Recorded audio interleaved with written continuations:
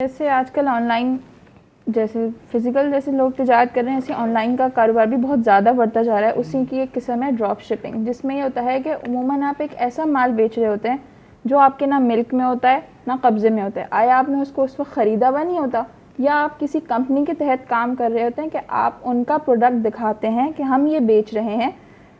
خریدار کو نہیں پتہ ہوتا، وہ آپ کو آرڈر کنفرم کرتا ہے تو کمپنی ڈائریکٹ جو خریدار بائر ہے اس کو وہ ڈیلیور کر دیتا ہے. تو اس میں ایسا ہوتا ہے کہ آپ ایک ایسی چیز بیچ رہے ہیں، جیسے آپ نے بھی کہا کہ نہ ملک ہے، ملکیت میں بھی نہیں ہے آپ کے پاس، اور نہ آپ کے قبضے میں ہے، یعنی آپ اس کو آپ کے پاس ہے ہی نہیں وہ چیز. تو حضور علیہ الصلوۃ والسلام نے فرمایا لا تبع ما لیس عندک، یعنی آپ نے ایک ایسی چیز کی تجارت نہیں کرنی، بے نہیں کرنی جو آپ کی ملک میں نہ ہو، قبضے میں نہ ہو. اور عموماً جو ڈراپ شپنگ ہو رہی ہوتی ہے اس میں یہی ہوتا ہے کہ آپ نہ ملک میں ہوتی ہے نہ ہی قبضے میں ہوتی ہے.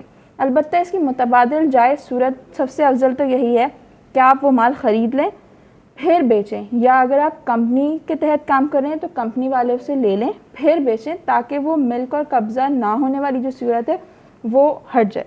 اچھا، دوسری متبادل صورت یہ ہے آپ خریدار کو بتا دیں کہ یہ میرے پاس یہ چیز ابھی اویلیبل نہیں ہے، آپ جب مجھے کنفرم کریں گے پھر میں خرید کو آپ کو دوں گا، یا میں کمپنی کے تحت کام کر رہا ہوں، میں صرف ایک سیلر ہوں، ایکچوئل چیز کمپنی آپ کو پہنچائے گی.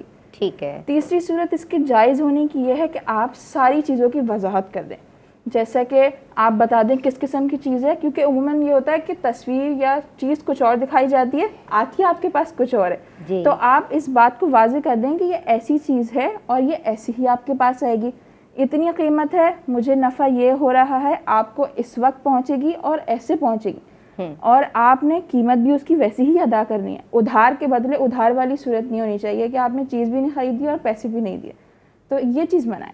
اگر آپ ان تمام چیزوں یہ شرائط کو پورا کرتے ہیں اور پھر آپ نہیں بتاتے کہ آپ ایکچوئل سیلر نہیں ہیں، لیکن ان چیزوں کی وضاحت کر دیں کہ کس قسم کی چیز ہے، پیسے اور ساری چیزیں، تو پھر تو جائز ہوگا.